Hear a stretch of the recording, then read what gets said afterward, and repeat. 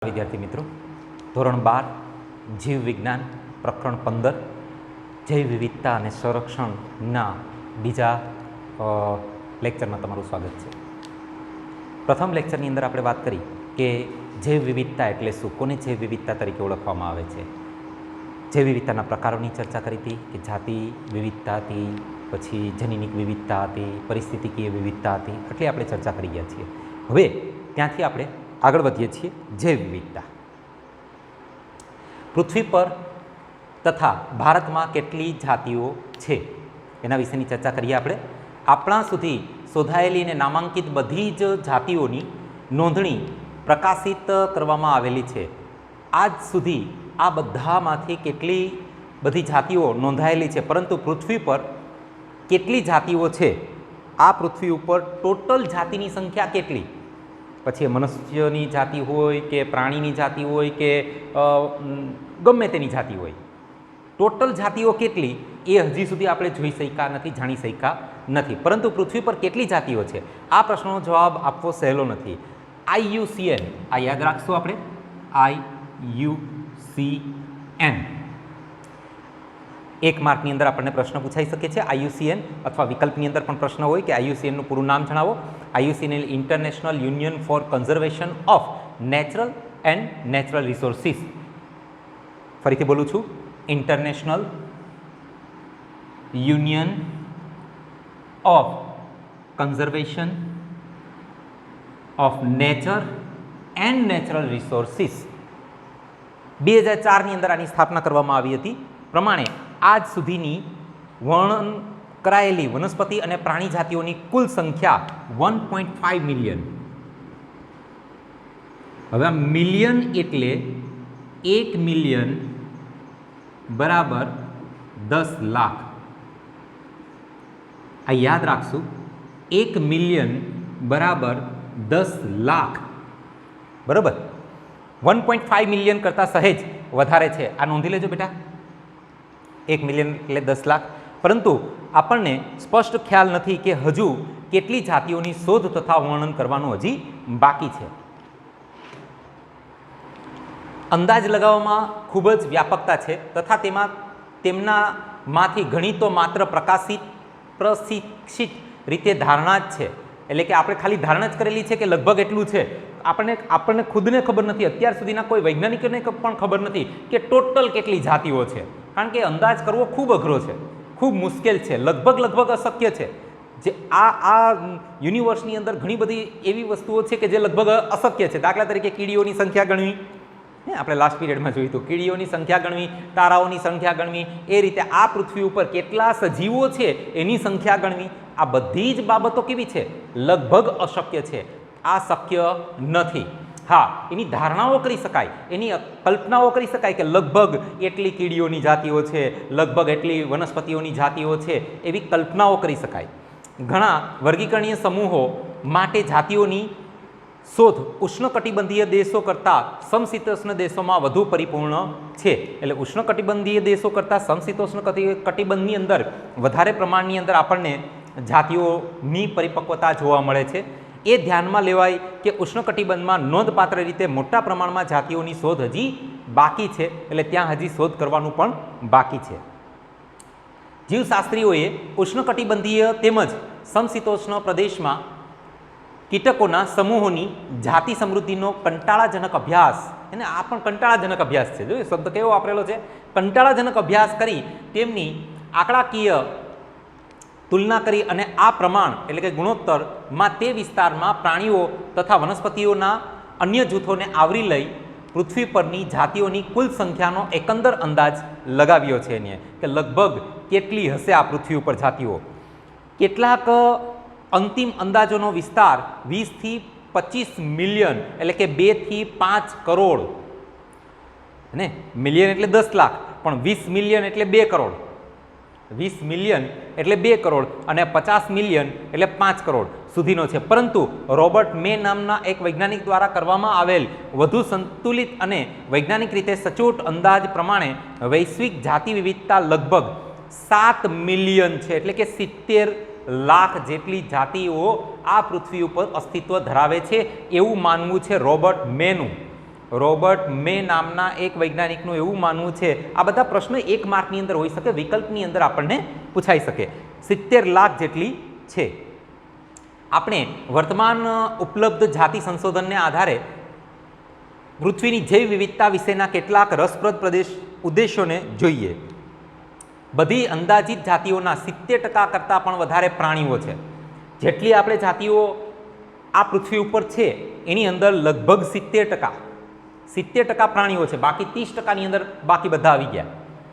જ્યારે બધી વનસ્પતિઓ એટલે કે લીલ, ફૂગ, દ્વિઅંગી, અનાવૃત બીજધારી તથા આવૃત બીજધારીઓનો સમાવેશિત ભેગી કરીને તો પણ તે કુલ ટકાવારીના લગભગ 22% કરતાં પણ વધારે નથી. એટલે પ્રાણીઓ છે એ સૌથી વધારે 70% છે અને બાકી આ બધા જ છે એ લગભગ 22%ની આસપાસ છે.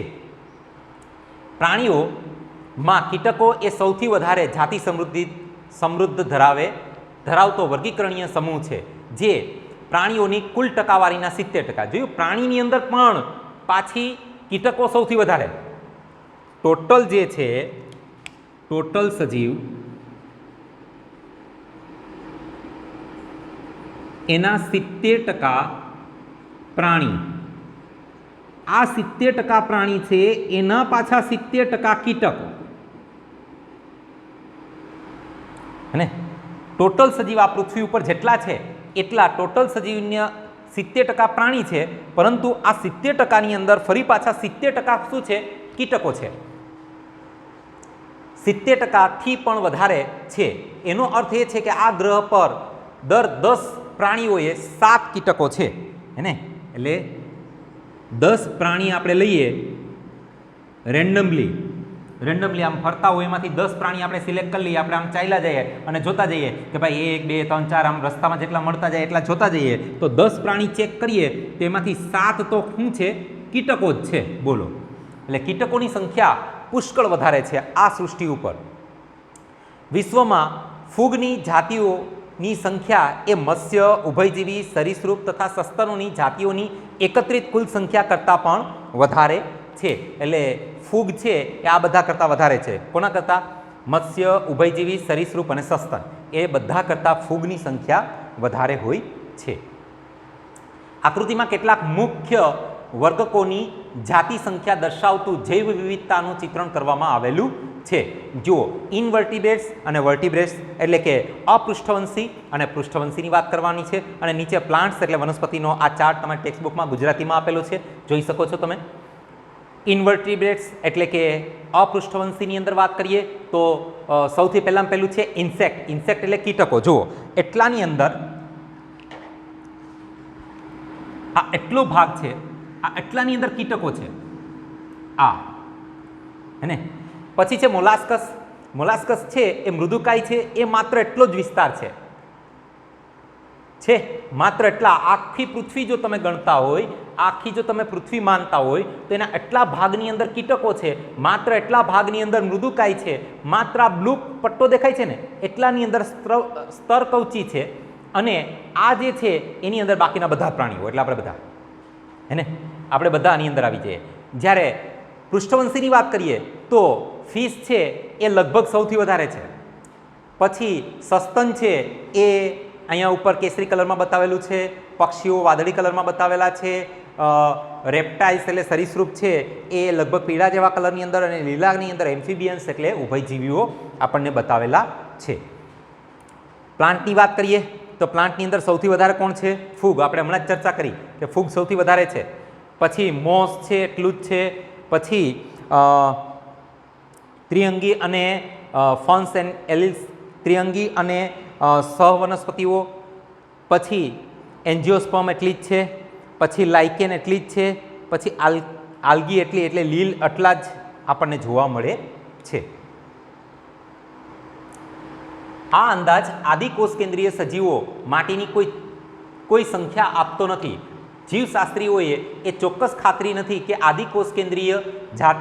હવે આદિકોષ કેન્દ્રીય તો કેટલા છે ખબર જ નથી. આદિકોષ કેન્દ્રીય કેટલા છે એ તો ખબર જ નથી. આદિકોષ કેન્દ્રીય જાતિઓની સંખ્યા કેટલી હોઈ શકે છે? સમસ્યા એ છે કે પરંપરાગત વર્ગીકરણની રીતો સૂક્ષ્મ જીવોને ઓળખવા માટે યોગ્ય કે ઉચિત નથી તથા ઘણી જાતિઓનું પ્રયોગશાળામાં સંવર્ધન પણ યોગ્ય નથી. આદિકોષ કેન્દ્રીય એટલે બેક્ટેરિયન વાયરસની વાત કરે છે. બેક્ટેરિયન વાયરસ છે એ તો હજી આપણે ગણતરીમાં લીધા જ નથી આની અંદર, હે ને. આ બધી આ જે આપણે આંકડાઓ આપ્યા છે એ વાયરસ બેક્ટેરિયા વગરના જ છે અને એ તો કેટલી છે હજી તો એ ગણવી તો અશક્ય જ છે, મુશ્કેલ છે, ને. જો આ સમૂહની જાતિઓના વર્ણન માટે જૈવ રાસાયણિક અથવા આણ્વિક માપદંડો અપનાવવામાં આવે ત્યારે તેમની વિવિધતા લાખોમાં પહોંચી શકે છે. એટલે લાખો ને કરોડોની સંખ્યાની અંદર આપણને આ જૈવ વિવિધતા જોવા મળે છે. તેમ છતાં ભારત એ વિશ્વમાં કુલ જમીન વિસ્તારના માત્ર 2.4%, આ આંકડા બધા યાદ રાખવાના છે મિત્રો આપણે, કે ભારત છે એ ભારત કુલ વિસ્તારના 2.4% જ છે. આ પૃથ્વીનો કુલ વિસ્તાર છે એના માત્ર 2.4% છે એ ભારત એ વિસ્તાર આવરે છે, જમીન વિસ્તાર ધરાવે છે. પરંતુ તેની વૈશ્વિક જાતિ વિવિધતા પ્રભાવશાળી રીતે 8.1 છે. હવે આટલો ઓછો વિસ્તાર છે પરંતુ આ વિસ્તારની અંદર જાતિ વિવિધતા છે એ કેટલી છે? 8.4, 8.1. જોયું? માત્ર વિશ્વનો આપણે ખાલી એટલો જ ભાગ રોકીએ છીએ, આ પૃથ્વીનો ખાલી એટલો જ ભાગ રોકીએ છીએ, પરંતુ આપણી જૈવ વિવિધતા કેટલી છે? તો કે 8.1, હે ને. એટલે જૈવ વિવિધતાની દ્રષ્ટિએ આપણો દેશ ખૂબ સમૃદ્ધ કહેવાય. આ જ કારણ છે કે ભારત પણ વિશ્વના 12 મોટી જૈવ વિવિધતા ધરાવતા દેશો પૈકીનો એક છે. ભારતમાં લગભગ 45,000 જેટલી વનસ્પતિઓની જાતિઓ, આ આંકડા બધા યાદ રાખજો, 45,000 વનસ્પતિઓ છે, વનસ્પતિની જાતિઓ તથા તેના કરતાં 2 ગણીથી પણ વધારે પ્રાણીઓની જાતિઓની નોંધણી કરી શકાય છે. વાસ્તવિક રીતે આજ સુધી કેટલી જીવંત જાતિઓની શોધ તથા તેમના નામ આપવાના હજી બાકી છે. આ બધી આપણે જોઈ લીધી છે, આપણને મળી ગઈ છે, પરંતુ આનું નામ શું આપવું એ હજી આપણને ખબર જ નથી. એટલી બધી જાતિઓ છે કે આ જાતિઓને શું નામ આપવું અને કેટલી બધી જાતિઓ તો હજી શોધવાની જ બાકી છે, અને શોધાયેલી છે એમાંથી પણ ઘણાના નામાંકન બાકી છે અને નવી શોધવાની બાકી છે. આ પૃથ્વી પર જો આપણે રોબર્ટ મેના વૈશ્વિક અંદાજનો સ્વીકાર કરીએ ત્યારે હજુ સુધી માત્ર કુલ જાતિઓના 22% જાતિઓની જ શોધ થઈ છે, હે ને. 22% જાતિની શોધ થઈ છે. એનો મતલબ એવો કે હજી વિચાર કરો કેટલી બધી જાતિઓ શોધવાની તો હજી બાકી છે, હે ને. ભારતમાં વિવિધતાની સંખ્યા માટે આ ટકાવારી અમલનો આપણે અંદાજ લગાવીએ તો 1 લાખથી પણ વધારે વનસ્પતિઓની જાતિઓ તથા 3 લાખથી પણ વધારે પ્રાણીઓની શોધ તથા વર્ણન કરવાનું હજી બાકી છે. આ કાર્યને પૂર્ણ કરવા માટે કેટલી પ્રશિક્ષિત માનવ શક્તિ એટલે કે વર્ગીકરણવિદો, પ્રશિક્ષિત માનવ વસ્તી, જોયો શબ્દ કેવો અઘરો વાપરેલો છે, પ્રશિક્ષિત માનવ વસ્તી એટલે કોઈ બીજું નહીં, વર્ગીકરણ શાસ્ત્રીઓ બધા. આ બધી જાતિઓને હજી શોધવાની બાકી છે તો એના માટે કોની જરૂર પડશે? તો એ વર્ગીકરણવિદોની. તથા કેટલા સમયની આવશ્યકતા પડશે? આ પરિસ્થિતિ હજુ પણ વધારે નિરાશાજનક દેખાય છે. જ્યારે આપણે સ્પષ્ટ રીતે જાણીએ છીએ કે મોટાભાગની આ જાતિઓ આપણે તેમની શોધ કરતાં પહેલાં જ વિલુપ્ત થવાના ભયનો સામનો કરી રહી છે. એટલે આપણે હજી શોધશું એ પહેલાં તો એ લુપ્ત થઈ ગઈ હશે પૃથ્વી ઉપરથી. પ્રકૃતિના જૈવિક પુસ્તકાલયમાં સંગ્રહિત બધા જ પુસ્તકોની શીર્ષકોને આપણા દ્વારા સૂચિબદ્ધ કરતાં પહેલાં જ તેનો અગ્નિદાહ થઈ જાય છે. આ રૂપક વાપરેલું છે, અલંકાર વાપરેલો છે, હે ને, કે આ પૃથ્વી ઉપર જેટલા જાતિઓ છે એને પુસ્તકનું આપ્યું નામ, શીર્ષક એટલે એને નામાંકન કરીએ એ પહેલાં અને એને વર્ગીકરણમાં ગોઠવીએ એ પહેલાં તો એનો અગ્નિદાહ થઈ જશે, એટલે એ લુપ્ત થઈ જશે એવું માનવામાં આવે છે. આ રોબર્ટ મે છે, અહીંયા આપણે જે રોબર્ટ મેની વાત કરતા હતા, આ રોબર્ટ મે નામના વૈજ્ઞાનિક છે, બરાબર. તો આમ અહીં આપણે જૈવ વિવિધતાના વિશે થોડી ચર્ચા કરી. આજ માટે મને રજા આપો. Thank you very much.